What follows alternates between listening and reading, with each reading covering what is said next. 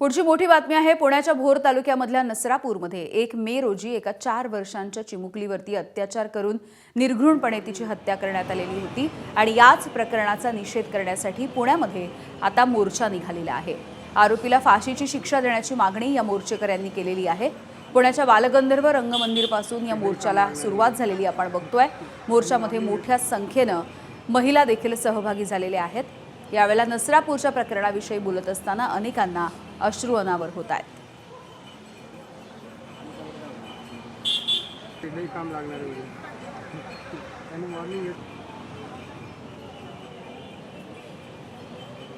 एक मे रोजी नसरापूर या ठिकाणी एका 3.5 वर्षीय चिमुकलीवर लैंगिक अत्याचार आणि दगडाने ठेचून एका नरधामा आरोपीने त्या ठिकाणी अत्याचार केले होते आणि त्यानंतर जर आता आपण बघितलं तर याचे पडसाद वेगवेगळ्या शहरांमध्ये उपटलेले होते आणि आज पुण्यामध्ये कॅन्डल मार्च काढलं जाते, मूक मोर्चा या ठिकाणी काढला जातोय।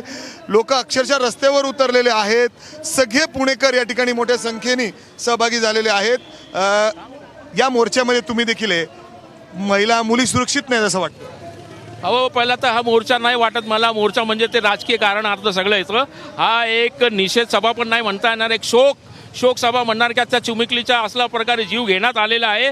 आज या चिमुकलीच्या जीवावर काय बेतली असेल ते, जेव्हा त्याचा जीव निघत होता त्या आरोपीने त्याचा ते म्हणजे केला आणि त्याचा अत्याचार केला। अर्थात आपण जर बघितले तर अशा पद्धतीने निषेध व्यक्त होतोय आणि मोठ्या संख्येने या मूक मोर्चामध्ये महिला मुली सहभागी झालेले आहेत आणि आपण बघतोय जंगली महाराज रस्त्यावरून या मोर्चाला सुरुवात झालेली आहे। पण पूर्ण शहरातील अनेक लोक या ठिकाणी या मोर्चामध्ये सहभागी झालेले आहेत। राऊतसाहेब कट करूयात एक ज्या प्रकारे तर नसरापूरच्या घटनेचा निषेध करण्यासाठी पुण्यामधल्या या बालगंधर्व रंगमंदिरापासून हा मोर्चा निघालेला आहे। मूक मोर्चा काढण्यात आलाय। मोठ्या संख्येने पुणेकर देखील या मोर्चामध्ये सहभागी झाले आहेत। तर या मोर्चामध्ये सहभागी झालेल्या महिलांना अश्रूही अनावर झालेत। मला तर लिटरली असं वाटतं ना, त्याला कापून टाकावं। किती मुली आहेत ज्यांना अजून पण न्याय भेटला पाहिजे, सगळ्यांना न्याय भेटायला पाहिजे। त्या मुलीवर काय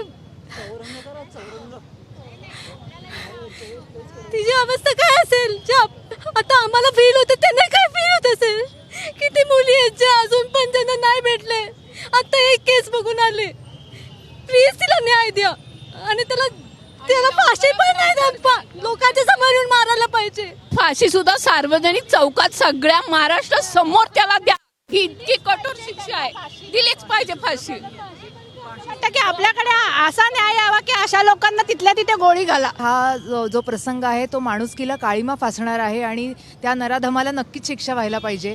आणि आज प्रत्येक माणसाची अशीच देवाकडे प्रार्थना असेल की त्या माणसाला अगदी म्हणजे अशी शिक्षा व्हायला पाहिजे की यापुढे असं कृत्य कुणीही करता कामा नये। कारण त्या आईवडिलांना आज काय होतं हे आपण कुणी इमॅजिन पण करू शकत नाही, पण पुढे व्हायला नको आहे नक्कीच। एबीपी माझा, उघडा डोळे बघा नीट।